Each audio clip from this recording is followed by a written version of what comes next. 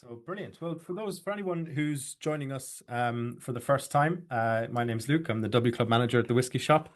We want these tastings, these virtual tastings, to be incredibly interactive. So please do get all your tasting notes and comments and everything into the chat, and give plenty of feedback on the whiskey and the tasting in general. Everyone who joins regularly, be well au fait with that. They're never shy in sharing their opinions, Ian. But the so and at the end we'll be giving out 15% off all the drams tried tonight. A code that gives you that's valid for 2 weeks. So stick around for that if you're interested in picking up a dram. But that's enough from me. Ian, do you want to introduce yourself, your role at Glen Moray, and then the order we're going to go in? Yeah, absolutely. Good evening, everybody. Hope everybody's having a lovely evening. The sun is still shining behind me here in Scotland, so hope it's shining wherever you are. So my name's Ian Allen. I'm the global brand ambassador for Glen Moray Distillery. So I have the rather fantastic role of traveling all around and sometimes staying at home, doing these tastings with folks. So lovely to see you all. Marvelous. And we're going to go. Some people like to get their drams poured. So just to Yep, clarify, we were discussing this before we went live. So that we're going to go in Phoenix 12, 15, 18 tequila cask, warehouse one tequila cask, and then peated tequila cask. Am I right? that's correct. That's the order. So Phoenix 12, 15, 18, non-peated, and then peated tequila. That's where we're Marvelous. going to go. Excellent. And some of these are only very recently listed with the whiskey shop. So that's exciting as well. I know some of you might have seen them in kind of new and trending emails and stuff. So I've been looking forward to trying, particularly the tequila ones, since this tasting was confirmed. So no pressure in, but the marvelous. So do you want to start with maybe the Phoenix Rising? Yeah, absolutely. We never like to keep people waiting for the first dram. So Phoenix, you'll actually see this out of my bottles I'm going to pour and join in tonight. This is the one that's had the most damage. I love this dram. It's a nice little dram. Internally, we've got an affectionate name for this one. We call this Wee Fifi. So it's our Wee Phoenix Rising. This is actually a return to something we've done before. You actually may have had it in the whiskey shop as well previously. We used to do a product called Fired Oak, which was a 10-year-old. And this is really kind of the same makeup as Fired Oak. So if any of you have tried that previously, this has got a kind of similar profile to it. The reason we had to switch it around a little bit, actually, we moved away from it. We dropped Fired Oak from our listing altogether. Part of the reason for that was because of the age statement. We couldn't sustain it. It was a bit of a victim of its own success. It was really kind of doing so well. It was impacting on our stocks of our 12-year-old, the second dram that we'll try tonight, which is really kind of our flagship whiskey. So we couldn't have anything impeding its progress. So we dropped it, but there was a bit of an outcry. Always nice to hear people sad to see a whiskey go. It means that they were enjoying it. So we kind of reviewed the stocks, and Stephen, who's our head of whiskey creation, was able to kind of build a whiskey that he really liked and thought was quite similar to it. But obviously moving away from an age statement. So we've got a non-age version basically of our Fired Oak 10-year-old that we used to have. Now this whiskey, it's a combination. It's a mixture of fully matured virgin oak, heavy char casks, and finished in ex-bourbon heavy char casks as well. And that heavy char, what it does to the wood. It's one of these interesting whiskey. It's a challenge for our marketing team, I think, a whiskey like this, because we're talking about fire but not smoke here. So this is not a smoky whiskey. So for the uninitiated, and if you don't know too much about it, when you see Phoenix Rising, when you see the talk of the fire, your immediate thought is, oh, this is going to be a smoky whiskey. But no, this is a quite a light, sweet whiskey. Because when we char the casks, there's a couple of things that will happen. One, we kind of create a carbon filter for the maturation process that'll take out some of the heavier compounds within the spirit, but it also breaks the wood down into a compound called vanillin, which helps us to extract sweeter vanilla properties within the wood. So really, it's leaning into a more bourbon-esque approach to maturation to give us a kind of lighter, sweeter, accessible whiskey. And for that reason, it's a great one to start a tasting and definitely to get the ball rolling and get your palates up and running. 40% ABV. It's just this lovely all-rounder whiskey, and the reason there's so much out in my bottle is one I'll quite happily share with newbies to get them into whiskey, but also if you're a regular whiskey drinker, which I'm assuming the bulk of the people that sign up to something like this are, they'll find it pretty accessible as well, and they'll find something interesting within it. Yeah, no, it's I can see what you mean in terms of the charring, extracting those kind of vanillin compounds. I mean, it's very sort of vanilla, toffee, apple, but there's a gorgeous spice on it as well. It is it's a lovely dram. Be good to get some people's thoughts in the chat. I'm going to draw attention to this early, because this is the bit I always forget. Ian, is it's £39. So with the discount, that's what we're listing it for. With the discount, it's 33 pounds once you get the code at the end of this chat, which I think for this dram is exceptional value. Definitely one to kind of have for pals coming over, as you say, and newbies or people you don't want to waste your really expensive bottles on. Well, the interesting thing about this one was actually the focus for this wasn't really the UK.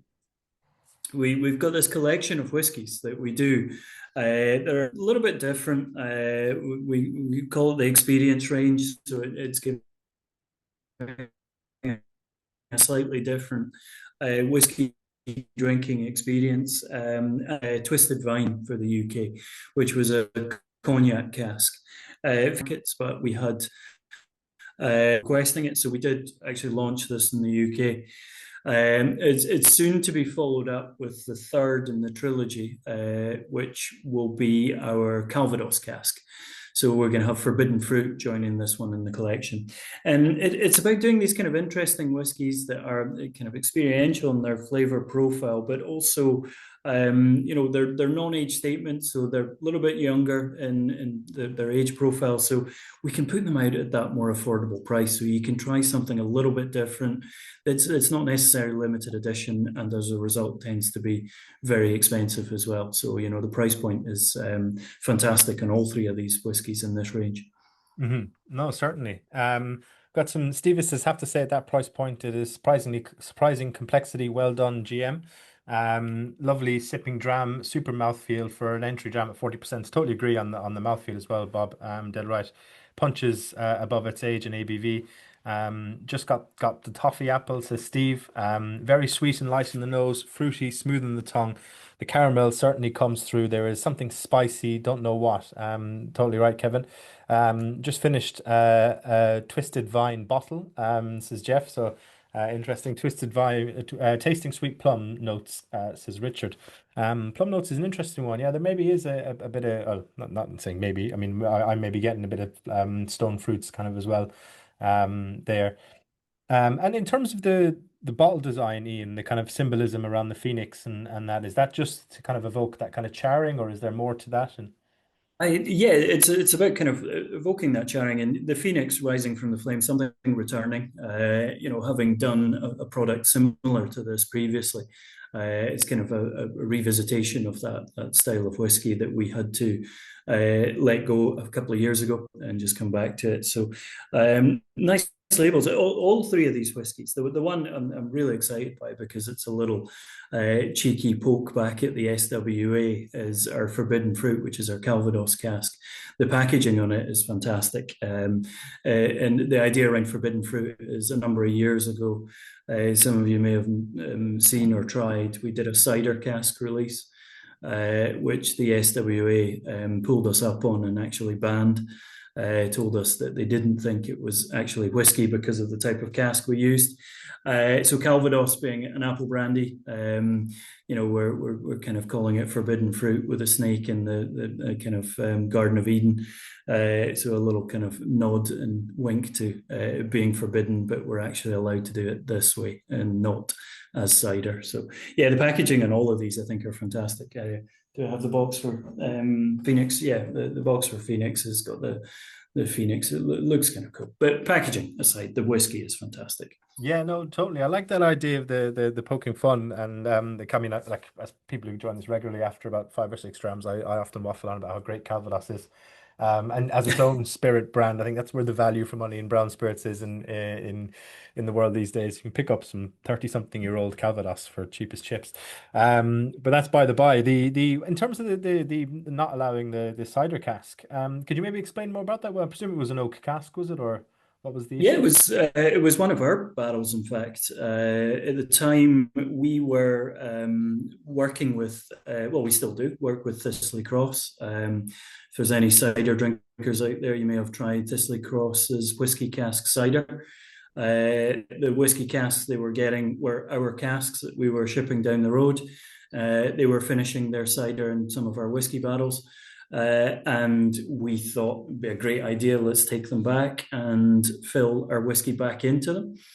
So there were ex-bourbon barrels that had been used at the distillery, went off for a brief period to finish some ciders.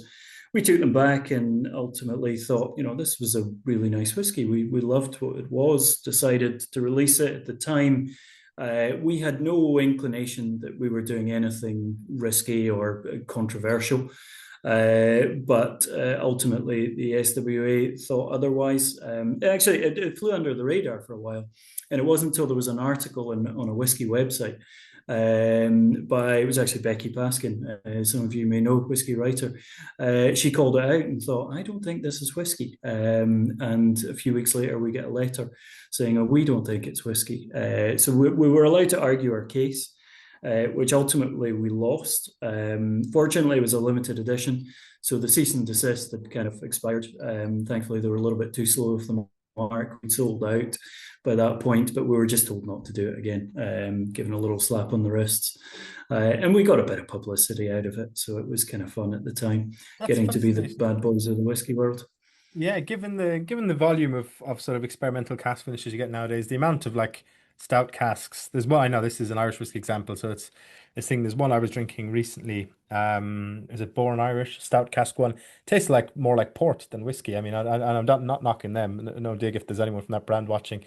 I really enjoyed it, but yeah, I just don't understand how they could argue that it wasn't whiskey from everything you've described there. Fascinating anecdote though, Ian. Yeah, we kind of we like to push the boundaries. That is the ethos of the distillery. Our kind of marketing tagline is Cask Explorers. So we're always looking for something different to try. Probably can't see it, but on the shelf behind me, this year at Spirit at Speyside, we released two single cask limited editions of maple syrup casks. Now, these were releases that we went into with our eyes wide open. We knew that's not going to fly for the SWA. That's something that is going to give us bother. So what we did with those was we avoided the wording of Scotch whisky on the label. We called it a spirit drink. Now, to all intents and purposes, it was a Glen Moray single malt that had finished, but the moment we moved it into those casks, we knew that it stopped it from being called Scotch whisky. So we're always on the lookout for casks that are different. We'll come on to the last couple of drams later, but this range of Warehouse One is really where we get the opportunity to kind of showcase the kind of rich eclectic mix of casks that we've got sitting maturing in our warehouses. Hmm. No, brilliant. And returning to the Phoenix, we've got some tremendous tasting notes in there now. So we've done Richard. Sorry, Mike says smooth, easy sipping, creamy, some fruit, definitely getting caramel. And then I think my favorite tasting note in a long time actually might be creme brulee and Chardonnay notes because as soon as you said that, Frank, I can get like oaked Chardonnay in that whiskey. I think it's a great tasting note. Andy said nose apple slash gooseberry, mouth light lemony and white pepper aftertaste. So another excellent taste. And yeah, definitely, yeah, that peppery spice. Yeah, definitely can see that and the lemoniness. Brilliant. Kirsten says stunning dram. Can't wait to visit the distillery next month. Brilliant. And nothing like if anyone's read my Whiskeria article in the most recent edition, autumnal trips to Speyside are like my favorite thing in the world. So enjoy, Kirsten. Whiskey Slayer says fresh mint, vanilla, toffee, and then ginger. All excellent tasting notes, folks. Brilliant. So, before we maybe move on to the next one, Ian, is there anything else you wanted to impart on us around about the Phoenix Rising? Yeah, it's interesting. I'd missed to actually kind of throw in that mint comment. That's something that I get on our 18-year-old, and everybody at the distillery looks at me like I'm mad with this kind of fresh mint. I don't get it in Phoenix, but that's not to say it's not there. But yeah, interesting to see that pop up. We don't get it often in tasting notes, but it's one I kind of stand by with our 18-year-olds, and but not many folks agree with me, to be honest. So lovely to see it pop up in a Glen Moray tasting note by somebody else. Yeah, like once Whiskey Slayer says that, I can get maybe like peppermint on the nose, as if it's growing around you rather than anything you're kind of consuming, you know. Yeah, Um, But yeah, I think it's a good shout. And it'll be interesting now with that in mind how we uh if people pick it out on the 18 as well, obviously. Marvelous. So we'll move on to the 12, I suppose. And if people aren't yet finished, there's no harm in maybe keeping a bit by comparison, or take your time anyway. We responsible drinking is what we advocate here on Digital Drams. F&G says just sniffing the 12 and can pick up mint. So interesting. Maybe this is like a yawn in a church, it's just spreading. that's it. Yeah, once you throw it out there, it's like I always find when I do tastings, I kind of like to leave the tasting notes till after people have tried it and thrown some of theirs in. That creme brulee one as well that somebody had earlier is one I get a lot in Phoenix Rising. So it is, yeah, it's always nice to hear what other people are picking up from the drams. Just while folk are enjoying the other whiskey, I'll bring you bang up to date with news in Glen Moray, news that came in this morning. I missed who it was again. Sorry, I kind of things flashing past, but whoever it was that said they're looking forward to coming to visit the That was distillery next month. Kirsten Ross. Kirsten, well, I do hope next month we'll be in production because we just got news from SEPA, the Scottish Water Authority, that the water levels have dropped below levels that mean our extraction's not permitted anymore. Now, I've been at Glen Moray for 20 years, and that's the first time in my 20-year history I've seen us being stopped on water extraction. It's just the long period of that hot, dry summer we've had. So we've been limited to 25% our usual water extraction. Which is a massive knock on our production, which is not ideal. So we're bizarrely in Scotland, we're praying for some rain to get things back on track so that we can start producing. If it continues like this, the suggestions we're getting from SEPA is that it could be November before the levels exceed where we need them to be, which, given we're a distillery that operates 24/7 throughout the year, and the necessity for our spirits quite important for the company. That's quite a knock for us. So hopefully we'll be up and running if we get a bit of rain. I hope it's not raining for your visit. Not wishing that for anybody's visit, because as you say, a trip to Speyside in the autumn is always amazing if it's a nice, crisp, sunny day. But we are wanting a little bit of rain to come along as well. That's really fascinating, Ian. And is that just because of how dry the summer's been, or is there Yeah, other exogenous factors? no, just the length and the kind of constancy of the sunshine. It's been glorious since this year was my 25th Spirit of Speyside working in the industry. And that is the hottest Spirit of Speyside at the beginning of May that I can remember. And it's pretty much continued since then. Normally, you kind of get a pretty decent May, and then June usually is a bit of a washout, and you get the odd days here and there. July, August, particularly last year, wasn't great, but this year it's just been constant. Even today, still lovely day as we kind of march through to the midway point in September. So that's quite a knock for us. So hopefully we'll be back up and running pretty soon. Yeah, wow, that's mad. As Kirsten says, I'd be happy if it rains if it supports whiskey production. So, uh, Yes. very Yeah, good. it's that old saying of today's rain is tomorrow's whiskey. It very much is the case. We do need it. It's important to us. to keep our production going. And it's not just us. It's most distilleries in Speyside. Some will have boreholes that will be private water sources. We utilise the river that runs through the town of Elgin. So that's dropped below levels that they're comfortable with us taking our water. And to be honest, it's not the production water. It's not the water that we use to make the whiskey. That's the volume that we require. The biggest volume that impacts us at the distillery is cooling water. Hmm. So we need to draw the water off the river to cool off certain parts of the process. And that's where we'll get hit, and we can't run without the cooling water. Interesting. I was up. I was well. I was up at the start of the year up in Glen Rothes, and visiting the distillery, and we visited their little water source, this little burn up on the side of a hill, and it's just I don't know if you've been up there. It's kind of it's obviously as it gets closer to the distillery, it's more visible, but up on the side of the mountain, you see this little hole in the ground. There's water running through, and you think it's amazing that all this water feeds that distillery. But they've Yep. that now, as far as I'm aware, they kept production going, but that had totally dried up, so that when you went up there, you couldn't actually see the water. There's like underground rivers that were still feeding it or whatever, supposedly, but you couldn't. That kind of bit we had visited was just totally dry. There was nothing there. Now that was a couple of months ago. We've got an interesting question from F and G in there saying that the would you resort to tap water if the drought continues, or would the I, Dublin Council have an issue with that? there would probably be some engineering work required to allow us to reroute the mains water into our systems, but it probably wouldn't be something completely off the table if we find ourselves short of water supply long term. That's not going to be the case. It'll just be a case of ride it out until the rain comes, and we'll be back up and running as normal. For the distillery, the importance of Glen Moray for the company is not just with regards to Glen Moray. We are the company that owns Glen Moray's the world's third biggest blending company. So, we produce about 8.5 million litres of spirit every year, with about 2/3 of that going off for blends. And we've got reciprocal agreements that we need to fulfil for swapping out Glen Moray to get other spirits in to make these blends. So there's a lot of pressure on us, because if you think, number one, blending is Diageo, and I think they have about 33 distilleries. Number two, Pernod Ricard, and I think off the top of my head it's 17, but we're number three with one.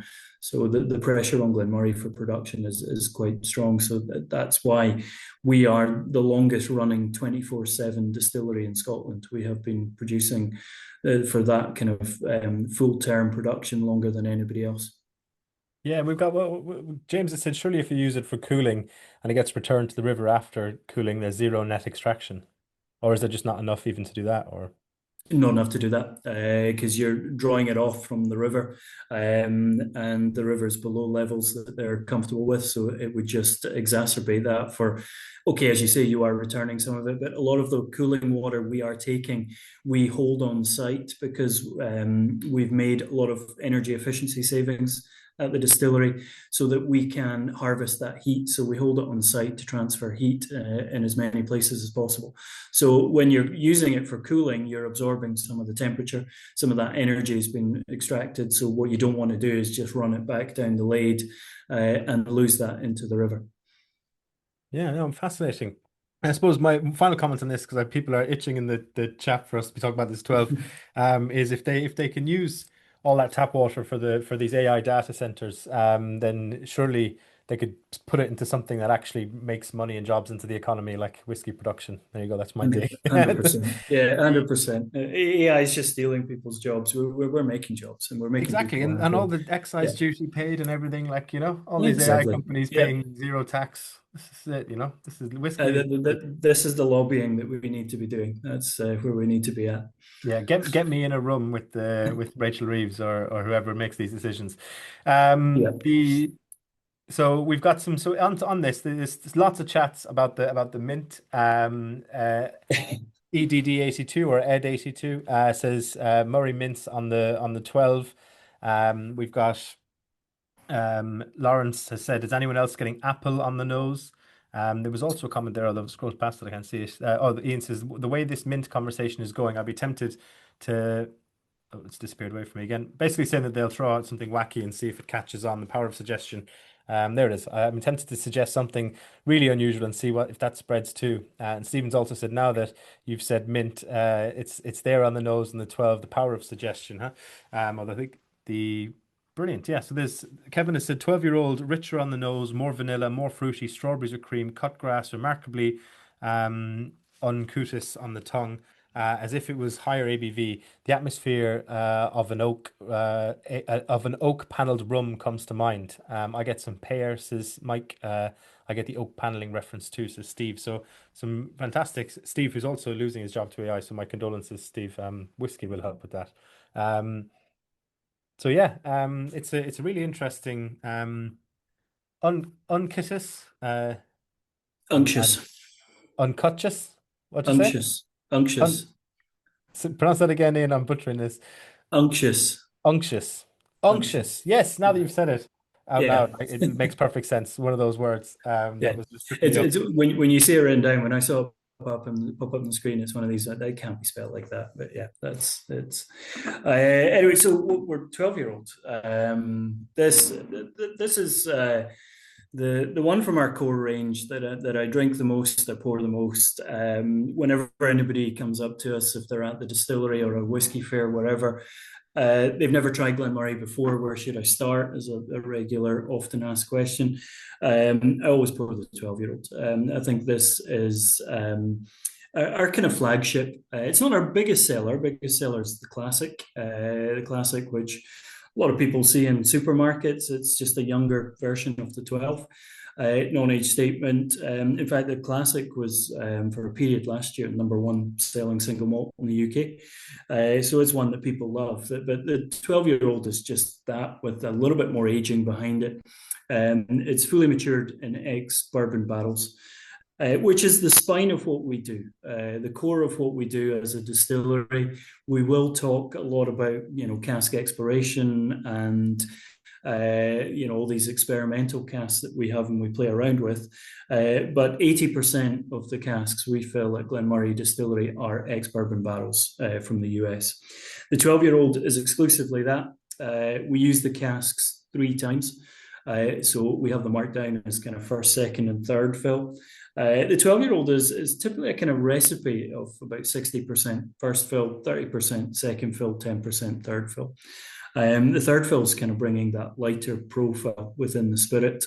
We're getting a lot of apples and toffee apples in the chat. That's the Glen Moray New Make Spirit. Whenever anybody asks about the kind of character of Glen Moray as a spirit before it goes into cask, toffee apple is very much at the forefront of the flavor profile. So if you're getting that, that's not a wood influence. That's very much the core character of Glen Moray as a distillery. With a 12-year-old, what you always find is you get a balance. You get that kind of balancing act between the wood and the spirit. So a little bit more spice, a little kind of gingery note to it. I'm going to avoid the mint tasting note. I don't find it in the 12. I see some folk have been. It's not one I find in the 12 at all. I just find that nice balance of sweet and spice with the 12-year-old. Really kind of just a traditional Speyside, not just traditional Glen Moray. But if we go back to when the regions were able to be categorized within flavor profiles, they used to refer to Speyside as having that kind of sweet spice balance. And for me, that's what this whiskey is. It's that sweet spice balance. Yeah, no, it definitely. I mean, I definitely get that. It is a kind of a more evolved version of Phoenix. There's spice there, but it's slightly more balanced spice. I do get a lot of the orchard fruits that have been mentioned in the chat. Um, it's a very approachable dram. £53 on our website, so 45 with the discount. And yeah, I must say it's very good. Um, Sorry, I was replying to someone's message there and I've lost where I was.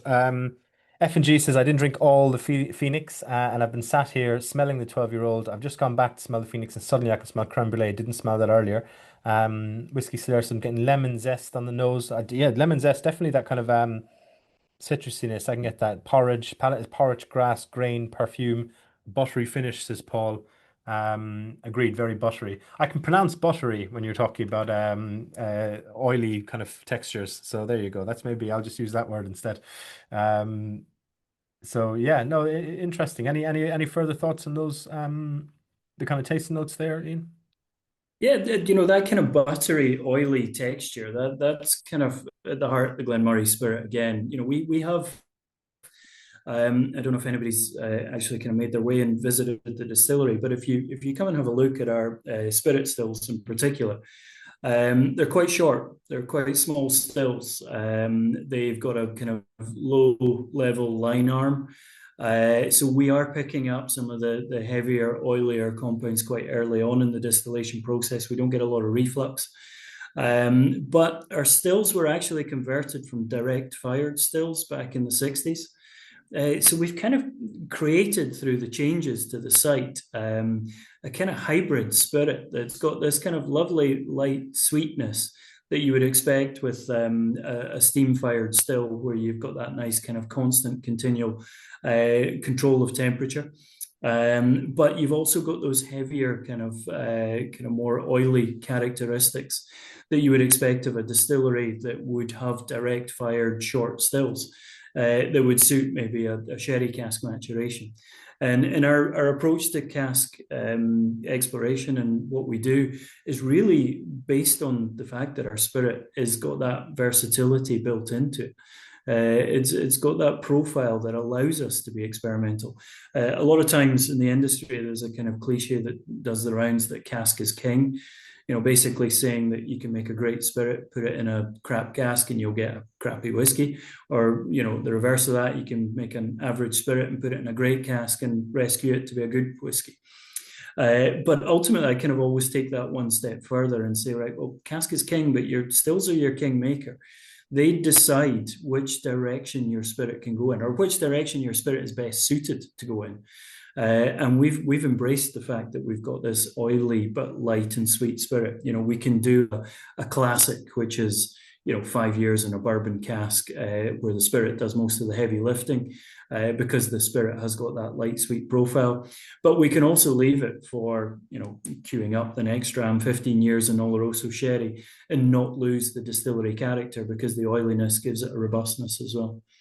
Mm.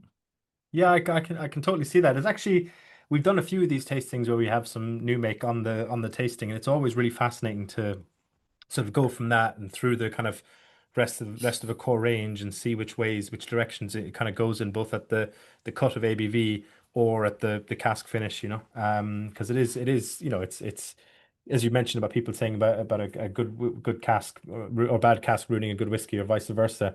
It's definitely just a multitude of factors. Like we've had chats on here in the past. We did Waterford tasting with Waterford, which is sadly now gone.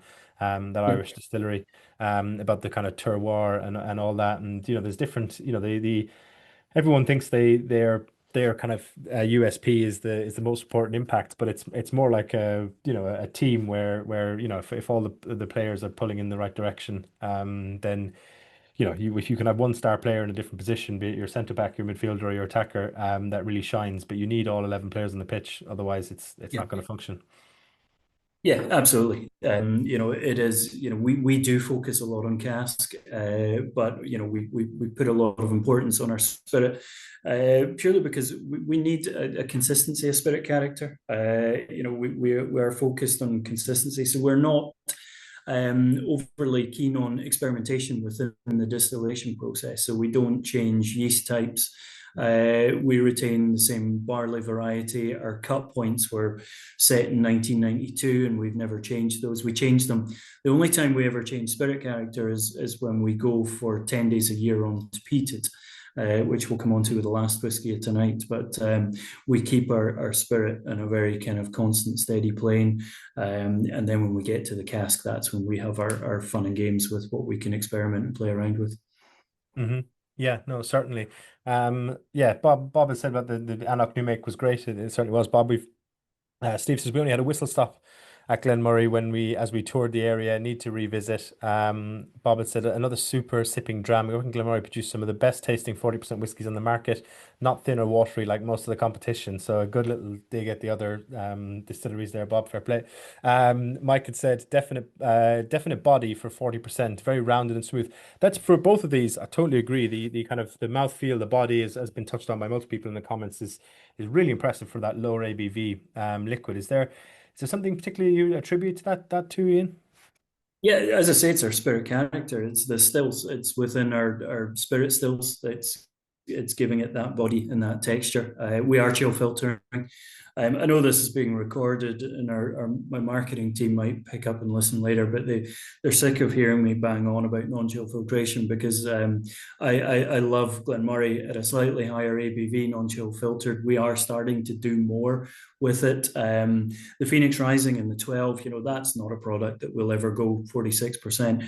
15-year-old, the one we'll go on to next, I would dearly love to see it at 46% because it really kind of changes the kind of basis for it. But for business decisions and business reasons, we keep it at 40%. It's a lovely dram, and it still holds that body. It doesn't completely lose it, so it's not a disaster. But when we do go at 46%, it's always a real kind of switch around to the spirit and shows another side of what we can do. And as I say, what I'm glad to see is we're doing more of that. We're almost covering all our bases for all drinkers.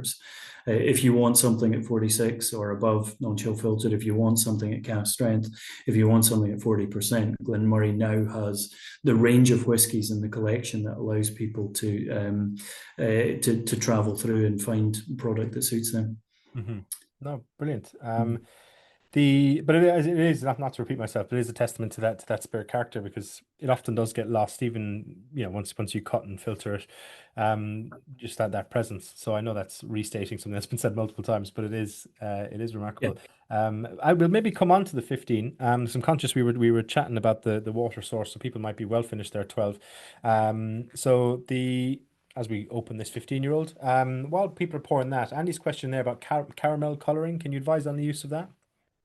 So we limit it. Our 12-year-old may have caramel colouring, and I'm being intentionally vague because we will only add colouring if necessary. The rest of them are natural colour. So excuse me, the 12-year-old being kind of one of our bigger sellers, we want to keep it consistent. So if we do a vatting, if we pull together the casks and we don't hit the color mark, we will add caramel to it. Mm-hmm. Yeah, that's a good answer.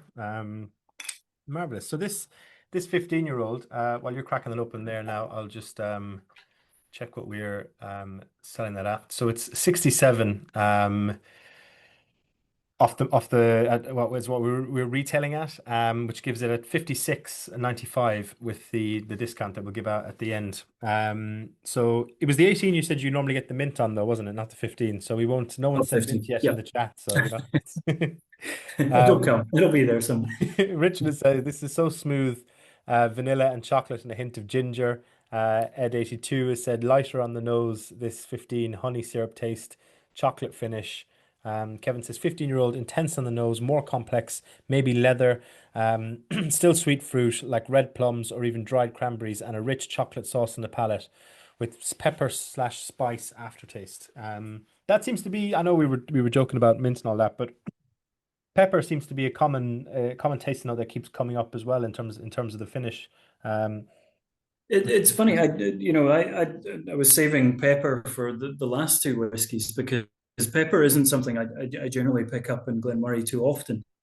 The two tequila casks that we have, those are the kind of first whiskies where personally I've found a little bit more pepper coming through. But it's if people are getting it, it depends if it is it kind of a white pepper or a dark kind of ground pepper coming through. White pepper I tend to attribute to alcohol. So generally when we have a cask strength, because it's a very similar kind of mouthfeel and texture, or feeling, sorry, sensation on the palate, not texture. So when we get cask strength, it's where I tend to see that kind of pepper coming through, and in particular with the tequilas, that it comes through and just adds a different dimension to it. But not something I'd typically pick up with certainly the three we've tried here. But like you say, there's a few folk getting it tonight. Yeah, interesting. You know, you don't see white pepper around that much these days. Can't remember the last time I had it. Used to go everywhere. I had a little kind of plastic white pepper shaker. Um, Maybe that's just the circles I move in. We're very sophisticated. It's all cracked black pepper here, Ian. It's yeah, Um, we've got amazing jump, an extra 3 years makes. And Hecky has said smooth, complex, and peppery. Lovely dram. Personally, miles ahead of the other two so far as a sipping whiskey. Honey and sultans on the nose. A rich, smooth dram. Big fan of this one. White pepper vital for proper Cornish pastry. That's a good shout, Paul. Actually, I didn't factor that in. I suppose, yeah. It's been a long time since I've cooked or eaten a Cornish pasty. I'm going to be perfectly honest. Which is no shade on that on Cornish pastries. It's just the part of the world I live in, I suppose. What's the most popular pastry in Speyside, would you say, Ian?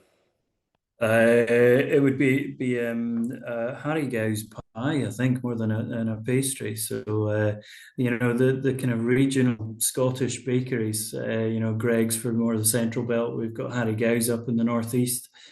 So a good mince pie that would have a bit of sort of pepper in there, I would think. I'm trying to think if I've had a proper Cornish pasty. Like the ones that I've had probably are the ones you get like at a train station or whatever. Out those kind of little train station delis for some sort of coffee shop that has a bunch of different sort of pastries and pies out front. So But maybe. Bob's saying a Braddy. I've not had a Braddy in a while, so that's a blast from the past. Yeah, definitely. So probably similar to the fact that you can no longer have caramel. Everything is salted caramel. Missed that meeting. I agree with you there, Steve. 15 is getting fruit, but smooth, rich, and chocolatey. Frank has said at Whiskey Slayer couple have welded on tonight. In terms of the bottle caps, I think that is. If I missed that comment on that, it's something I have fed back that to the bottling hall. But they churn out a lot of these packs. So yeah, we must get to the bottom of that. Jimmy says, what's the price on this one? So the 15-year-old is £67, which is 56.95 after the discount. And Barry says, I miss my morning butteries or any time of the day, sweet or savory. Um, Very good. Getting an insight into people's food habits here now. This is good. Um, I must say the one thing, it's probably the second biggest or maybe third biggest culture shock moving from Ireland to the UK is the lack of a deli everywhere. Everywhere in Ireland, every time you go into a little petrol station or corner shop, it's got a functioning deli. And here you have your Greggs and your Baines and these places, but inside shops you don't have like a deli with a load of, you can get a freshly made sandwich everywhere, which is just everywhere in Ireland. I think it's like in the sort of planning permission codes that if you want to build a building, you have to stick a deli in it. They're so frequent. So um, there we go. We've got honey and slight leather. There's a few people have said leather tonight. I personally don't get a lot of leather off this one. I'm not sure about you, Ian.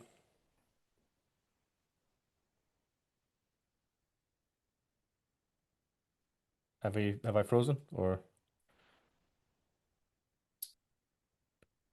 Yeah, I don't know if it was my internet or if you'd frozen there. So I was saying that there's a few people who've mentioned leather on the 15. Personally, not I don't get a huge amount of it. Um, so I'm not sure if you're getting that.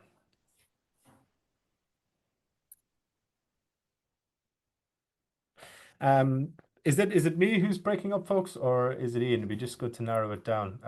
Can you hear one of us? you're breaking up to me a little bit. You're coming in and out. Am I clear enough for folks? I can hear you now, Ian. Yeah. Okay, that's fine. It looks like I've got good. So, sorry, I'm not ignoring you. So, No, that's all right. as somebody was Um, saying, definitely. I'll talk about the 15 in a minute, but on your comment about delis, I miss, for those of you who've been to Elgin on a little whiskey tour, the Gordon MacPhail shop used to have a little deli in their shop. So we had a deli attached to a whiskey shop, but since they've moved out of their store in the centre of town, there's no deli anymore. Missed that one. Anyway, back to the 15, off of delis. Um, the 15-year-old. So a lot of people getting leather, a lot of people dried fruits and different styles here. It is a change up. It's not just the extra 3 years. Somebody said big difference 3 years makes. But there's also a change up in the casking here because within the 15-year-old, what we've got is a marriage of Oloroso sherry and bourbon casks. And it's not a finish, it's full maturation. So we're looking at 15 years fully matured Oloroso and 15 years fully matured bourbon. And we marry the two together at the end. So it's a 50-50 split. So pretty even split on the flavor, but the bourbon really kind of tames the Oloroso. It kind of pulls it back from being that kind of sherry bomb of an influence and just gives it this lovely, what I think is a kind of mocha creamy chocolate flavor profile in this one. It's quite a it feels quite soft and subtle, but the longer you spend with it, the kind of more complexity you find within it. I think it's one where you start to find the layers and levels to it. So it's kind of it's a surprising whiskey, this one. The more time you spend with it, the more of the facets you find in it. Yeah, Andy said like at first out the bottle, I thought a rum, like smell of molasses and damson jam, but settled down to baked pep apples slash pears, mouth chocolate, pepper, butterscotch feel. To me, it's a bit like a because a few people have said chocolate. I do get that. It's got a lovely kind of sweet fluffiness and vanilla on the nose, and there's that kind of spice and nuttiness in the finish. So I think this is like eating a walnut whip, you know. I think I definitely, especially both in terms of actual texture as well, oddly enough. If you're ever kind of like trying to lick out the kind of marshmallowy center. So Bob says love the sherry influence in the fish 15 rich warm finish. The cask maturation makes a lot of sense now. Cracking dram for the price point. Um, so Ed 82 has said even Super Value has butchers and deli counters. Yeah, 100%. Uh, that's Ireland for you. And we've there was also what other comment did I miss? Oh yeah, Lawrence has said where are people getting chocolate flavors. I've replied to that in the chat saying I do. So it'd be interesting to see how people get a bit of chocolate and those who don't. There's also a bit of a like a don't know how to describe it, like a kind of a burnt butter or kind of like sweetened butter, like a ghee or something that's been used, that's been kind of made especially for cooking, on the kind of on the very end of the finish. There's something in there, it's that's quite alluring. Um, that 15 is a definite hoofer, i.e. bottle be gone before you realized, very easy drinker. No, definitely, definitely. Have you any more thoughts? Maybe I'm just conscious a bit of the time we've spent, and we're only halfway through the drams. So we maybe slowly move on to the 18, but don't panic if you're still on the 15, folks. So before we do move on, Ian, is there any final thoughts on the 15 or anything that jump out at you we've It's touched and discussed in there? Yeah, no, the 15, I think it's a lovely example of Glen Moray with a sherry influence. Okay, it's not 100% sherry, but it kind of shows that the spirit's got the ability to kind of hold up that kind of prolonged period of sherry maturation coming through. So I really like Glen Moray when it does hit a sherry cask. It comes through fantastically well. To Bob's point, this would be a banger at 46%. Well, you don't have to guess. Not that I'm trying to push sales away from the whiskey shop. If you are traveling, we have our 15-year-old in duty free. It's the same makeup, but we bottle it at 48% non-chill filtered. So if you are traveling, you can experience it and try it at that slightly higher ABV. So it looks the same, but it is a slightly different makeup to the whiskey. But at 40%, I think it's lovely. I think it's just a nice, well-rounded, influenced cask. Sometimes sherry can overpower that sherry bomb term is often used. And usually when people are describing that, they're generally talking about a whiskey that's lost any spirit profile. It's lost any kind of hint of what the distillery character is about. And I think our 15-year-old still stands firm and allows the Glen Moray part of the whiskey to come through, not just the casking. Yeah, yeah, definitely. I see what you mean there. So we'll move on to the 18-year-old now. So this is the big moment where we all have to decide if we smell mint or not. I don't know if I can put polls in the chat, can I? Who's in the mint club and who's not? But We've built a mint clubs. There's a bit of mint club in the aroma. That's what we're looking for. yes, that is good. It's minty and chocolatey and biscuity. Um, fantastic. Whiskey Slayer says, "Ooh, Egypt Sunday, so we'll look out for that one." I wonder what price they say the 48% 15 on the high street. I wonder what But price they say the 48% 15 is on the high street. Um, do you mean if someone's bought it back and is reselling it? Heck, I presume you mean? no, I think when you're flying through duty free, they kind of put the high street price up on the Oh, right. shelf to show how much you're saving on duty free. I don't think they can with this because it's a duty free exclusive. So it's not something that they can compare and contrast when you're out traveling. So I don't think they have the high street price next to it. And sorry if you've said this and I've missed it, Ian, but did you know how much this is in duty free? Or that one is in duty. I think it's I should know because I was pouring in duty free a couple of weeks ago. From memory, I think it was £55. Oh, that's not bad actually. Yeah, These days, a lot of these duty free exclusives aren't actually the value they used to be, even like 5 or 6 years ago. I'm not suggesting that with your brand, but used to go yeah, through when I was flying over to Scotland before, I'd go through duty free and I'd be like, oh, this is so much here. When I wasn't flying out, back before the Ireland left the European Union and before I lived in Scotland, I'd be like, oh, I wish I had these duty free prices. And suddenly now I have them. I'm like, actually, the value here is lacking compared to what it was at least pre-COVID.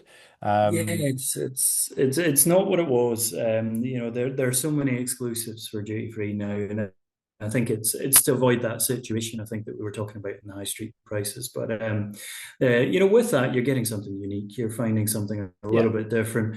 So it's a different shopping setup, I think, than what it used to be. But there are some cracking duty free whiskies out there. Glen Moray being one of them. So we try and mix them up a little bit. We want there to be something for every retailer as well as every drinker, so that we're trying to get the brand out there. So having these kind of separation of products allows for no direct comparison, which is a thing. So we've got some comments There we here. go, So Thomas says 49.99 in single Glasgow dram for duty one free. litre, and they badge So high they street. do badge the high street price. There we go. Let's better not say too much. I'll get into trouble from our marketing team for knocking what they do in duty free. I mean, see, £50 for this, a version of the 15 and 48%. So we don't know. I mean, I don't know what it tastes like, obviously, but I'm just imagining that sounds like incredible value. It's when you realize the sheer volume of savings that are in the absence of the excise duty that makes you think, oh, maybe it's not as savvy as much. But yeah, no, that's actually a good price. The £50, I must say, regardless, of what Yeah. what I said previously. I was speaking in more general terms. Kevin says, I don't get mint. I do get autumn fruit like spiced apples with a well caramelized sugary sauce. Hecky says the 18 is one of my favorite go-to drams, perfect for autumnal evenings. So it is really interesting. I know there's people in there who said I don't get the mint. F&G said no mint smell for us. Minty chocolate biscuit, says Eddie, which apparently is a reference to something I'm not getting. I'm not sure if you get that one here. No mint for me. So a lot of people don't get the mint. I do get mint, but it's a very different type of mint. I would have got a more of maybe a fresh mint on the earlier ones, like actual mint flat leaf. Whereas on this one, I'd get more of a like the mint you would get in a chocolate mint biscuit or an after eight or something. So it's kind of a different mint smell for me, but it is definitely there. Mike says, wow, no mint, but butterscotch and very smooth. Royal Duty Free has an offer on the 15-year-old at 2 for 90. Um, Probably shouldn't do this on a recording like this, Ian, and put you on the spot, but I must say there's something very really really bugged me going through duty free back to Ireland there, but only about started this. I was at a wedding like last weekend in August, and they do these two for X discount deals in Edinburgh duty free. And if you walked out the front door, because of the licensing laws in Scotland, alcohol laws, you can't promote alcohol. So you can't do multi-buy discounts on whiskey in a shop. But Yep. you can do them in the airport, which is also in Scotland. Now I'm not actually criticizing the laws in Scotland. That's a different conversation. But I just think Edinburgh Airport to me is in Scotland, you know. But there you go. Um, so F and G Yeah, says, it's sorry, go on. carry on. No, I there was just going must be a bit to of a say, lag on the line. I wasn't my sure if you'd heard me, so I thought I'd background. better keep talking. Yeah, no, it was, you were kind of coming in and out, but I picked up the gist of it. And my background came from alcohol retail back many years ago, and Scottish laws, and I shouldn't knock them. They're in place to limit the more unpleasant side of alcohol. There are clearly issues within communities. So, but it does inhibit retailers. I think it does allow us, even the minimum pricing. If a retailer's want to clear off stock, we can't do that to bring in new stock, to bring in different products. So there are challenges, but the laws are there because they kind of have to be, I suppose. So Yeah, yeah. No, that was I a very kind of darker side to the conversation. We'll try and lighten it off somehow after that. Not sure where we go from there. yeah, no, 100%. As I say, my criticism wasn't actually of the law. It was the fact that why does the law not also apply to Edinburgh duty free? At least if you're flying domestically, at least it should apply. Um, but yeah. Yeah, yeah. Um, the Let's talk about the 18-year-old. yes, let's get it back on track. Save the tasting. Let's get on to lighter topics. So let's get back on track. Less controversial conversation. The 18-year-old. I love this whiskey. I think because this is the first core range product that we introduced that was non-chill filtered. After having spent so many years at the distillery and kind of knowing the potential that the product had if we came out at this higher ABV and if we went with non-chill filtration. And this was our first step towards introducing this. It was brought out 47.2. So rather kind of interesting strength. It was a strength that worked with the flavor profile. It is bourbon cask matured like the 12-year-old, but it's 100% first fill. So we're relying on our new casks coming into the distillery that are giving as much of the flavor as possible. So you're balancing off that flavor profile with the alcohol strength, ensuring that the alcohol doesn't become the kind of forefront of your attention. So you're getting that lovely richness and intensity. So it's the bigger brother or bigger sister to the 12, but it just feels like the volume has been turned up on multiple aspects and facets of this dram. I really love it. I think it's just a great Speyside 18-year-old. It's got it's got a kind of bit of a steel fist with a silk glove around it. There's power to it, but it still has that elegance. Yeah, definitely. There was a comment earlier about was it the 15 calling it a hoofer. This was definitely one you'd want to spend more time with to kind of pick apart because I still get lots of different new flavors popping up there. A lot of elements that have already been in the ones before, just kind of slowly appearing in on different sips and stuff. It's a beautifully complex dram. It's got also compared to the first few an incredibly long finish. That's really enjoyable. Whiskey Slayer says now this 18 is much more my cup of tea slash whiskey. 18 is something to spend some time with. Is Frank? Yeah, totally Frank. 18 on the nose reminds me of Sunday school halls as a child. Musky cabinets. Interesting one, Slayer. I can see that. Yeah. Chocolate raisins, perfect strength, makes me want to book a flight to get the 15 to 48. Well, after 6 drams tonight, we'll It's an all expensive accidentally bottle of bump into whiskey. each other at the airport. Be like, oh, you're here too. Really. I've not sure if I've said the price of this one. So I'll bring it up now. It's £94, is what we're retailing it at, and with the discount that brings it down to 79.90. Which for an 18-year-old these days, getting it that far under £100 is a bargain. The way whiskey prices have gone and some of the higher age statements. So yeah, definitely one to snag if you're in the mood, folks. Luke says I agree with the longevity flavor really makes it a savory taste, tannic finish, smooth and buttery. So yeah, any thoughts on some of those comments there, Ian? Yeah, absolutely. Somebody's picking up a slightly savory note there, Andy, and his comments, and it's a slight kind of herbal characteristic within the 18, and I think that kind of herbal mint that not to go back to the mint, but that's where I think it's coming from, and I think the new wood or the first fill wood for us. You're getting that intensity from the oak that's bringing that kind of complex flavor profile to this whiskey. I think it works really well. I just have a lot of time for it. I think it's a great example of Speyside. And when we first launched this, the year we launched it, it was the winner of the best Speyside 18 and above at the Spirit of Speyside Whisky Awards. So that's an award I kind of hold in a lot of stead, because it's basically the paying public. It's the people who come to Speyside and pay to do tastings that vote. There's no there's no panel behind closed doors here. It's the paying public that's voting on it. So that was a rather nice award to pick up on the first year we launched it. Yeah, no, definitely. And it's an outstanding dram. It's definitely my favorite so far. And as Bob says, outstanding value for money. Probably the best value 18-year-old whiskey on the market, shouldn't be overlooked. So incredible praise there. I know Bob is a very important whiskey specialist, but he's also a member of the public, so it counts on both fronts as to what you've just said.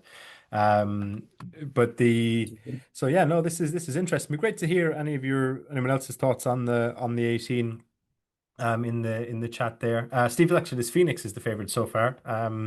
So that's interesting. I'm gonna maybe go back to that in a minute. I still can't get over. I know I'm repeating myself here again, Ian, but the finish on this one is incredible. In terms of the cask makeup, I know you've mentioned already, but the input, what do you think is giving that finish? Is there something particularly in that cask makeup that's giving how long this finish is compared to the others? The aging, obviously, in first fill, you're going to get all the flavor from the wood. Whenever we use the casks a second time, a third time, you are limiting or reducing the influence of the cask coming through. But also the non-chill filtration. Whenever you leave those oils residual within the spirit, it's giving the spirit a viscosity and an oiliness, and that means it's going to coat your palate. It's going to linger longer. So it's hanging around for that little bit longer in your mouth. So you are feeling that you continue to taste it for that little bit more. It's an example of one of these whiskies where actually doing the simple things are giving the best results.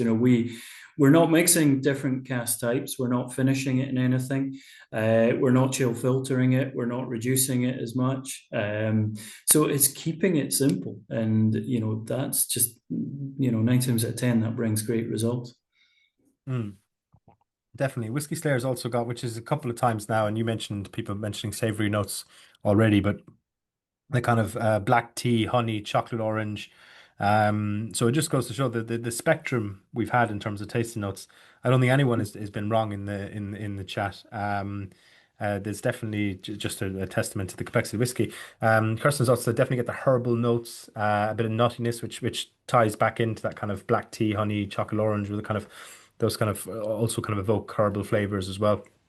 There's kind of very, very subtle earthy tones, but it's quite sweet. It's a lovely dram. Unfortunately, I think we might be what time to park it though, and come on to the tequila cask finish, unless anyone's got any objections.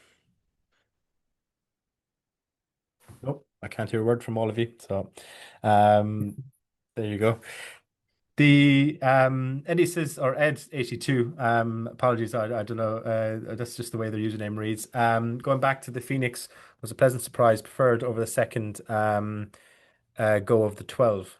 So that's interesting. Ed, perfect. James says, before everyone pours the two tequila drams, look at the colors. The peated is much lighter. Any reason for this? Any reason, Bob or Ian? No, natural color. The reason is it's natural. They're both the same age, both same length of finish in tequila cask. It's because when we do the warehouse ones, They're, we don't touch them when they come out the cask. So it's non-chill filtered, it's color, it's cast strength, so we're not adding water. So the only reason is the fact that it's different casks. No other reason. No, fascinating. And in terms of, I know obviously stating the obvious here in terms of there being tequila casks. Between the two, the peated and the this one we're about to try, the non-peated one first. Are they both from the same source, tequila casks? Is there a specific Yep. company you deal with to source your tequila casks? How does that work? I So the tequila casks we would have bought through a broker. So whenever we buy casks through brokers, we don't get brand details. So we get style, the length of time it's been used by the previous incumbent of the cask, but we don't get brand names, so we don't have that level of provenance with them. Whenever we use casks, so as a company, obviously we've got our own, not obviously, but some of you might know, but we have our own port house. So whenever we use port casks, we've got full transparency. We've got the provenance from day one because we use our own port house to get casks. Same with Madeira, same with cognac. But when we have to go out with our own company product, we're buying casks from a broker and we just don't get that level of detail from them. To go at somebody's point on colour, I just had a wee look at the date. So they all went in 2014. But you'll notice one went in, the peated one went in March. So it's had an extra summer, really. In summers, really, when it's pulling it into the wood that little bit more. So that extra summer can make a difference. You need the heat to draw it into the wood, and it's probably picked up that little bit of colour from it through that. So I was just checking that there. Interesting. I know you say you don't know the provenance of the casks, but do you know if these came, if they're the same batch, or they the same type of tequila or anything, even if you don't can't tell us the exact. Yep. No, absolutely same batch of tequila. So we would have taken them over all at the same time. We would have taken a container of tequila cask. Well, actually, it was a mixed container of tequila and mezcal casks. So not to give anything away for potential future releases, but we may have mezcal lined up for some point. And that container would have been just divided with finishing of peated and non-peated spirit. So it would have all been from the same source. It would all been exactly the same batch of casks. Finished, the transfer for finishing would have been done, if not the same day, certainly the same week. Yeah, we've got some interesting comments here so far.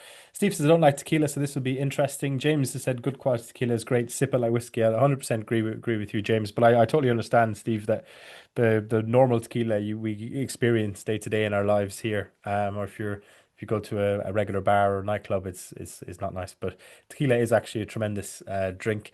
F&G, I hate tequila and hated every tequila cask in whiskey so far, but I actually like this. It's so potent, says Steve. I'm not sure if that's a reference to the whiskey or tequila itself. Kevin said this has still got the sweet vanilla and fruit on the nose, but a much more spicy palate. Very warming pepper, paprika. Question mark. Ian Robson says, do you do a peated in the core range? Yes. Since 2015, we've had our non-age statement peated. Now, it is not 100% peated. It's a mixture of 75% peated stock, 25% non-peated. For the peat fans amongst you, back in February this year, we launched our peated 12-year-old, and that is our first ever fully peated core range launch. So if you've tried the non-age statement before but felt it was a little bit light on the peat style, and you were looking for a little bit more, the new 12-year-old would tick that box for you. But the original kind of statement was always about finding that lighter peat style, not kind of trying to take on the Isla guys, trying to just do our own little kind of Speyside sweet peat approach to the whiskey. So we've had a couple, but the 12-year-old is our first fully peated launch that we've got in core range. Interesting. Smoky 12. Marvelous. Maybe one for the next tasting. Next time we have you on. We've got the Steve says this is surprisingly good. A bit of a backhanded compliment there. It's very enjoyable. Needs a drop of water. There was a mention about was it Kevin said about the more spicy palate, but I think I totally agree with you, Kevin. But it's also obviously that jump up in ABV, so we must be conscious of that. I think it's got a lovely sweet and sourness to the finish. It's like a sour jelly. That's kind of the G part is sweet, but there's something sour on the outside. Um, this is a great taste. Water opens up the sweetness on the nose. Penny toffees. For the record, I've come to love a good quality tequila. Bob says not one that I would usually go for, but this is pretty tasty. A drop of water improved it for me. Punchy ABV is nice. We've actually had a I don't know if Ian, if you're a big fan of mezcal or tequila. We've done at least one, if not two mezcal digital drams. So it's something we have done in here. Was it Lost Explorer, folks? I don't know if anyone on here remembers this. I'm terrible at remembering the ones that one maybe about 3 years ago. And it was very interesting. And I think the concept of a tequila cask is fascinating because it's a tequila cask. Tequila wasn't usually a casked whiskey, especially in Central America. They don't use a lot of oak barrels or didn't historically. It tended to be sort of more clay vessels for aging and transport, because you just didn't have that kind of availability of oak, that was easily sort of harvestable in Cooper. So it's a very modern kind of concept, the idea of aging a tequila. I think even I'm sure there's brands who claim to have done it earlier, but I think as a mainstream standard in the industry, it's very much a post Second World War phenomenon as they're trying to sell into an export market that is more used to having brown spirits as being something they drank, be it either brandy or whiskey. So then having a whiskey cask that's now being aged in a tequila cask, I think that's a quite a sort of serendipitous kind of story. Um, so yeah. I can like I always like to give a shout out because this the kind of birth of this product really was I was down, it was a number of years ago. I was down in London doing a panel discussion at the Whisky Exchange show, and it was around cask exploration. They wanted a few brands on the panel to introduce quite unique and different casks, something that maybe people hadn't tried before. And I was on the panel with George Wills from Kilholman, and they'd taken along, and it blew me away. It was the two best whiskies, not just on that panel for presenting, but at the show. I thought they were phenomenal. And I came back to the distillery and spoke to the whiskey maker at the time and said, look, these are great. If we can get a hold of some tequila and mezcal casks, let's see if it can be if it's equally as good. Even if it's not as good, it will still be fantastic. So we took in tequila, we took in mezcal off the back of that. So it was a kind of hat tip to kind of borrow an idea from another distillery. But I think it's worked really well for us. It's offered us something quite different. Warehouse One is about experimentation. It's about us putting out the casks that are a little bit more different, and they're all very different. So if this one's not for you, don't close the door on Warehouse One, because the one that comes around the corner next year will be very different from the ones that we had last year. So they're all very experimental. The mezcals that we've got in the warehouse, they're coming along fantastically, and the tequilas, as I say, they just brought something so different to the table, something I've not seen before. We touched on pepper previously. I think there's a kind of peppery, there's a bit of heat to the spirit, which I never considered Glen Moray a fiery spirit. But the tequila's given it that. And what I like about that is it's offered something different. And this range is about difference and experimentation. So I love these. I think they're just a very, very different offering from what we've done before in a lot of other casks. Yeah, no, definitely. I love the ABV of it. I love how evolved it's become after the drop of water, as people were saying. Don Julio and Casamigos was the ones, but I think we did one before that as well. So that's good. We've done a few Whiskey Slayer. Thanks for reminding me. I love the color. It's gone after the drop of water. It's like a tequila beer now. The how It, cloudy it, it is. it, the, it's funny. This one, with a lot of casks strength whiskies, they will cloud and haze with with addition of water. For some reason, these ones react slightly more concentrated in that way. It kind of gives it a kind of milky hue, like you say. But leave it without water and it stays bright. So it's interesting how it reacts that way. I don't know what it is that's done that. We would expect it to cloud with water at cask strength, but this one's a little bit more aggressive in that front. Yeah, F&G said, why are other casks allowed for single malts but not maple casks, referring to the earlier discussion, and cider casks apparently. Kind of the guidance is vague. The guidance is vague, kept intentionally vague, so that it permits a level of experimentation, but keeps it tight enough that they can pull you in if they think you're overstepping the mark. That mark is there are some clear boundaries, like for example, stone fruit casks. So we couldn't do like an apricot brandy or anything like that. That is clearly defined within the Act of Parliament. The rest of it comes down to the kind of ethereal concept of what is whiskey. Does the cask move the flavour profile too far away from whiskey? With maple syrup, it does. It's obvious. It's clear. It's not a whiskey. It's a spirit drink that we've created there. Cider cask, I still hold firm and think that that's more. There's more of an argument to be had there. I think it's debatable. I think what we created was a really good whiskey. They didn't think it was whiskey, but I think it kept it firmly in the grounds of Scotch whiskey. For those that have tried it, it wasn't anything so supremely wacky or weird or out there. It just felt solid single malt whiskey.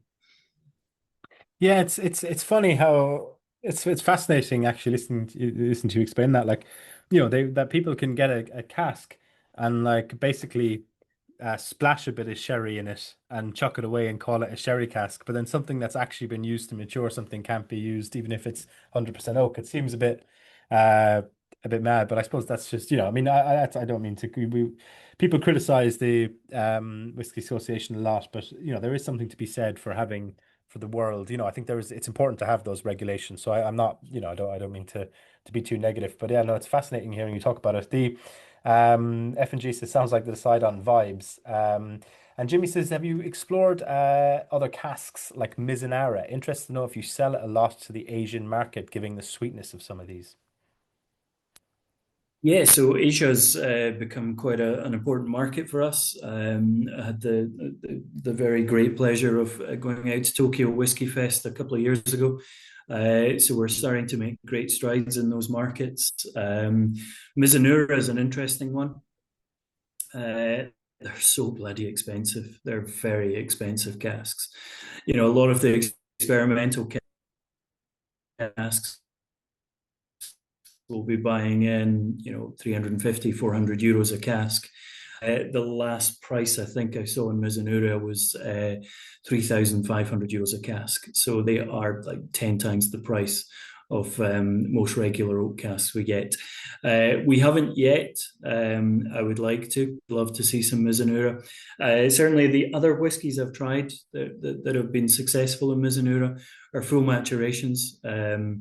I've tried a couple of Mizunara finishes from other brands, which I think lacked any kind of conviction of anything too different. So if we did it, it would be Stephen's call, who's in charge of our whiskey creation. But personally, I would like us to see if we did go down that route to sit it down, leave it for 15, 18 years. So we'd have to hold tight for a bit before we saw anything like that if it was my call on it. Yeah, I can't think of any Mizunara casks that I've tried and thought, wow, that's like totally been worth the hype. I'm not saying I mean, I actually have tried some awfully bad ones, but there's a few of them that are decent. There was a couple of Glendalough done in Finnish and maybe some Chivas Regal and a few others I tried. That were decent whiskies. But when you think about the economics in terms of what you said, I just don't think the juice was worth the squeeze, in terms of spending 3 grand in a cask to basically you're paying for the fact to be able to stick it on the label rather than I think anything you're really enhancing the whiskey with, in a lot of cases. Bob says any ruby or tawny port maturation or finishes in the pipeline. Tawny port is so port is our second most commonly filled cask. So bourbon's number one, port's number two, and it's tawny ports that we use pretty much exclusively. We have gone into different port styles. I was Glen Scotia did a rather fantastic white port cask for their festival dram a couple of years ago, I think. And that kind of intrigued me on doing something like that. So we've looked into possible white port casks, but nothing at the warehouse just yet. So it's all pretty much Tawny ports that we have. Marvelous. We'll maybe move. I'm going to keep a bit of this for comparison to the peated one. So we'll crack the peated one open. Actually, while people are doing that, I should tell you the price for this one, folks. So Tequila cask 10-year-old small batch is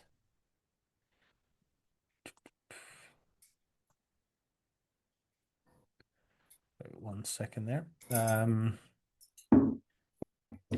£170 for this one. And that would be 144 with the discount. So it is a bit of a jump in the price range.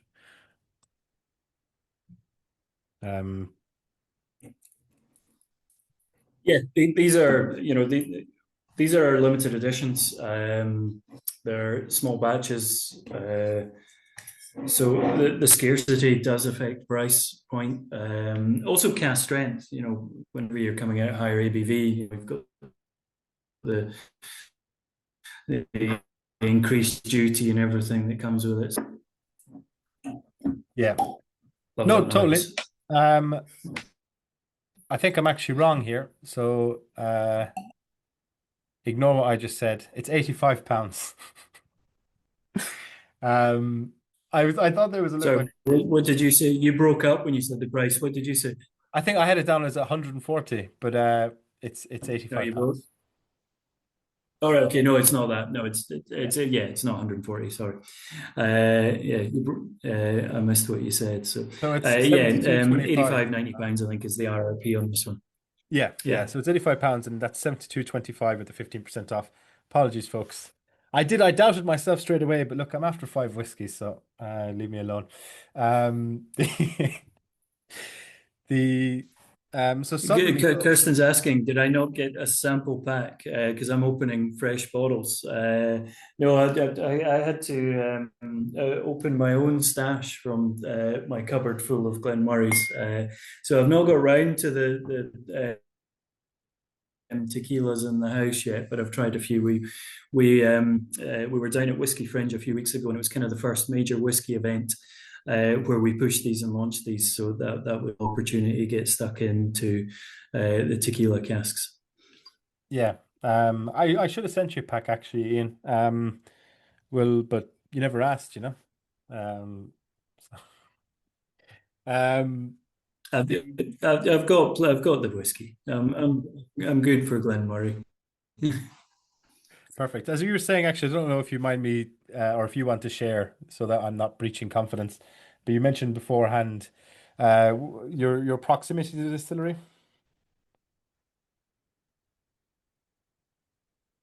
Yeah, so I'm about behind my left shoulder here. The distillery is about a 5 minute drive away, or two songs in the car. Basically, is usually what I get to listen to between my commute in the morning. Does that mean Or you're if you saying were to you own a walk it, Hyundai, is it? no, no, Oh, no, two no, songs. no, Sorry. Volkswagen, two songs. So we to walk it, you'd be 20-25 minutes to walk to the distillery from where I'm sat here in Elgin. Yeah, fair enough. I can't work out if that was an intended joke or just It was, isn't it? a mistaken pun. It's a Hyundai Tucson. Isn't that a type of car? I believe it is. I'm doubting myself Yes, now. Yeah. yeah, yeah. Um, it was just a bad pun. That has gone down But poorly in the chat. But yeah, Barry said you can't be listening to prog. Now, I'm going to have to admit, I do. I love a bit of prog rock. I'm a big fan of Tool. So occasionally, if I'm on the prog, it's one song that I can get. yeah, I was thinking, but even with if it's 5 minutes, even with most modern pop songs, you're not getting too in. I think you're being maybe if you kind of check the message on your phone in the car park before you get out the car, like while the second song finishes. So Yeah, yeah, yeah. Tool is the shiz, says Stephen. So you've found your audience, Ian. Uh, I found my crowd. I found my crowd. But not to take over with music chat. Music is a great love of mine. There's a little group of um, uh, folk in the whiskey industry that are big Tool fans, and we took a trip over to Berlin to enjoy some beers and also go and see Tool. So there's a little cabal of us in the whiskey industry. So Steve, you're with a good crowd. Marvelous. Our participant count went from 62 to 61 there, so I'm not sure if that was people being offended by my poor humor, yeah, and yeah, my taste in yeah. it's either yeah it's either Well, people like people all people saying Luke has lost or Luke needs to lie down the chat, or it's the Tool chat. So I don't know. Um, they just hate prog rock. room, so we should get this back on whiskey. I think we might be able to rescue it, Yes. possibly. Um, So yes, it's a car, Luke, costs 300,000 with a discount 27. That's a good one, Whiskey Slayer, I must say. That might be the joke of the night. Peated Tequila Cask is the daddy tonight. So yeah, people have been quiet in terms of their sort of tasting notes on this particular one. Kevin has said this is a lovely whiskey, lots going on, sweet foul nose, vanilla like others, but then on the palate I get roasted, toasted, lightly smoked, sweet caramelized autumn fruits and nuts. It was a long sentence. Gentle peat gives in a long lingering finish, good value. Jimmy says not at all a peated fan, but this is very good. Could be changing my mind here. Massive upgrade from tequila cask to peated cask. Yeah, so in terms of, you mentioned you do peated two times out the year. Could you explain us a bit about that process? We do it once a year, actually. So we do it for 10 days every year. So it accounts for about 3% of our annual production. So quite a small run in the grand scheme of things. Initially, we started back in 2010. And if we're being open and honest about it, we started peating for blending purposes. We had no intentions of bringing out a single malt at the time when we started doing it. But we surprised ourselves. We ended up with a wonderful peated spirit. In fact, to the point where we actually released it as a spirit. We've never released Glen Moray as a spirit previously, but we brought it out 2 years old as a small limited edition bottling to let people try it, because we were like, well, we're on something here. We use an Aberdeenshire peat, so it's not an Isle of peat, so it doesn't have that medicinal profile. It's got very much that kind of earthy, slightly kind of smoke bacony note coming through, so that real savory characteristic. And I think this works really well with the tequila. I think that kind of fruitiness that comes through that just helps to balance it off. We're looking at 20 parts per million, so not overly heavy on the peat front. The malt that we take in is 45 parts per million, so we lose a little bit through the production process. But just it just balances off the tequila really well. It still brings that peppery note, which I love about these whiskies. But the addition of the peat. Now I'm going to nail my colours to the mast. This is my favorite of the two. I think just the addition of the peat just is that extra layer. It's that kind of little kind of ribbon on top of this whiskey, the little bow on the top that just wraps it up really nicely. Yeah, no, it's definitely gone down well in the chat. There's a couple of comments there in terms of someone says, where's it gone? I'm not sure if I like it because I just like the peated version of the Glen Moray, or rather because it's the peat and tequila combination. That does make it hard to judge against some of the others tonight, I must say, but it definitely is a gorgeous dram. James says, where do you get your peat from? So Aberdeenshire peat, so not a million miles from the Speyside region. We get all our peated malt from crisp maltings. which is in Port Gordon. So they do it for us, and they pretty much rely on an Aberdeenshire peat to peat all their malt. So it's not it's not exclusive to us. There'll be a number of distilleries, in fact, a number of Islay distilleries will use mainland Aberdeenshire peat as well. But it gives it more of a sense of identity and a kind of regional sense of character, I think, when we keep it relatively local. Yeah, Kirsten Ross says, "Is There's it wrong by another getting call mint for on this mint one?" in the comments.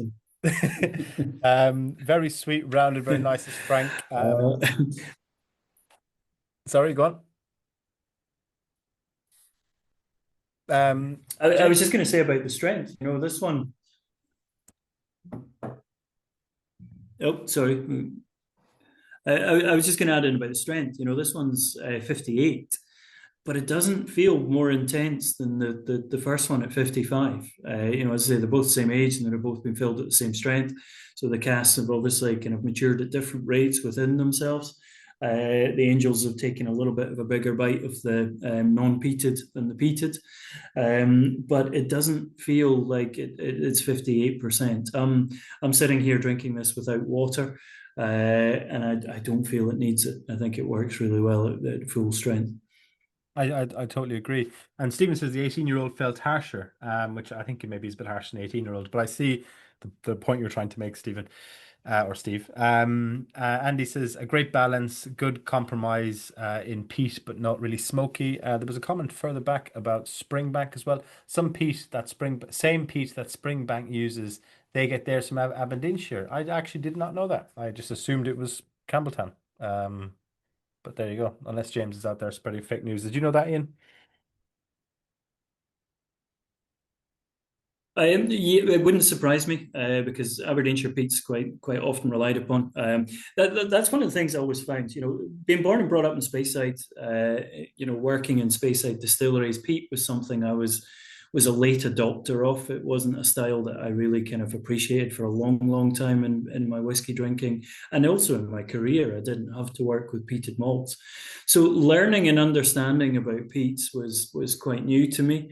And you often get people saying, "I don't like peated whiskies," and kind of that kind of is unfair to peat because poor old peat. There's different styles. There's a couple of different narratives you can have with peat. It can be the level of peating. It's not binary. It's not a case of you add it or you don't. But on top of that, we talk of parts per million of phenols, but we don't actually call out the types of phenols. If we look at phenols as a category, there's a whole range of them, and they give different flavor profiles. Now, somebody mentioned earlier bacon frazzles. And that kind of savoury, bacony kind of flavour is very much off an Aberdeenshire peat style. It doesn't bring that medicinal kind of creosote or TCP characteristic that you'll get from an Islay peat. So there are different variables within peat. So I always think when people say I don't like peat, I'm like, well, there are things we can change to that. We can mix things up a little bit for you, but still keep it in the peated category. Yeah.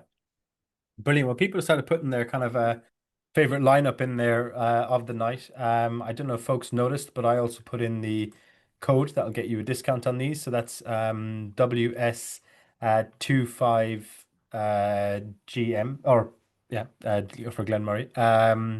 So that code will get you 15% off all the drams you taste tonight, either individually or as a collective. I recommend buying all six. But you can do what you want. Bob Benson's got to shoot now. Thanks for another great taste. I'm glad you enjoyed it, Bob. Tony says surprising the peat tequila doesn't need water. Under seated does, or unpeated, I presume means. So yeah, no, especially with it being lower ABV and the absence of peat. We've kind of touched on that. Frank D says the peated is the top dram of the night for me, then the 18, 15 Phoenix, Tequila, Cask, and 12, I think. I like the peated, but not all the time, and some are very subtle. So yeah, the peated tequila seems to be up there. Although a few people have said, I think the 18 actually is probably, yeah, somewhere between the 18, the Phoenix, and then the Peated Tequila cask, I would say, in terms of just doing a quick scroll through what people have said is their preference. I do agree with what you were saying, Ian. The Frazzles is a great comment.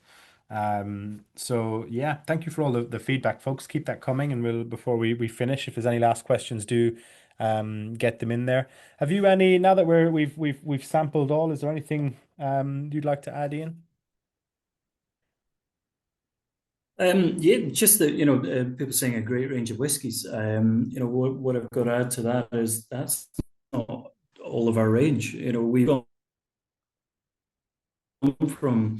I started with Glen Moray back in 2005, and when I started, we had three whiskies. So this would have been half the length of tasting that we could do tonight. But we're now in a situation where we can come back tomorrow and do another six and not touch the same two twice. We've got such a phenomenal range of different styles, and it showcases the versatility of our spirit. And hopefully tonight, for some of you, it might be your first time trying Glen Moray. I hope it's kind of opened your eyes to it. For those of you who've tried Glen Moray, hopefully we've introduced you to something a little bit different that you've maybe not tried before. So, Slanch, thanks for joining us. Cheers. Yeah, brilliant. Well, someone's asked there what the price is. It's 95 for this before the discounts. I think it's 80, about 80 quid or 81 quid or something with the discount. Um, so yeah, do check those out. If you go to the original Digital Drams product page, they're all hyperlinked in there, or you can obviously just search on the site. I'll actually see if I can link them here actually before we finish. Might be easier for someone, although I'm just conscious that when we end the call, the links will disappear as well. So it's probably easier to bring them up yourselves. But um, there we go. Andy says, I've tried the supermarket version, but these are the real deal. Kirsten says, fantastic tasting. Thanks, Alan. Well, thank you for joining us, Kirsten. Kevin says, a good range of drams tonight. Thanks, Ian and Luke. Brilliant. Well, thank you, Kevin, for joining us. Thanks, everyone, for joining us. We will be having a bunch more coming up. We're in chats, but we're probably going to do our annual special release tasting.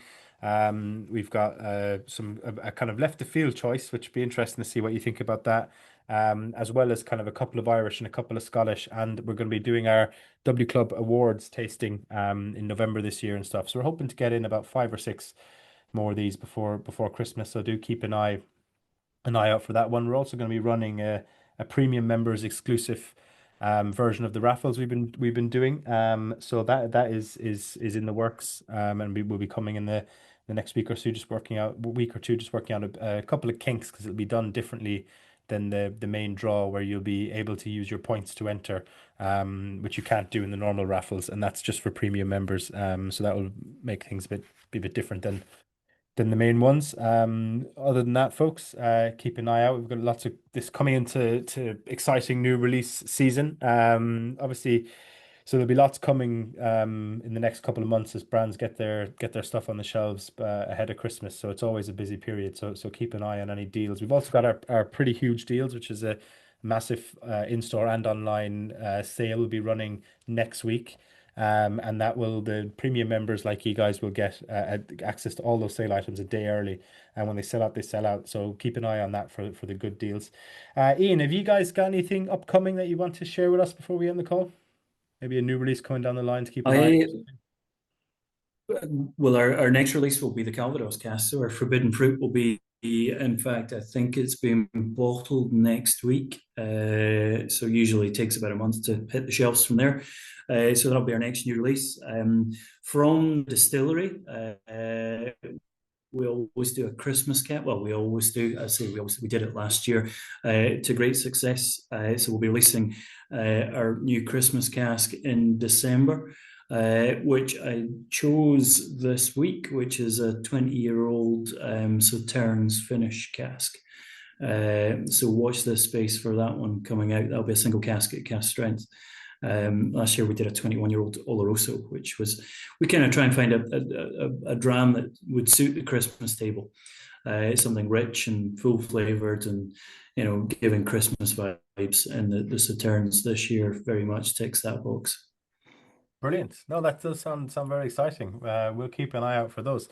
Thank you so much for your time, Ian. I know you rushed away from other duties to be with us tonight, so we really appreciate that.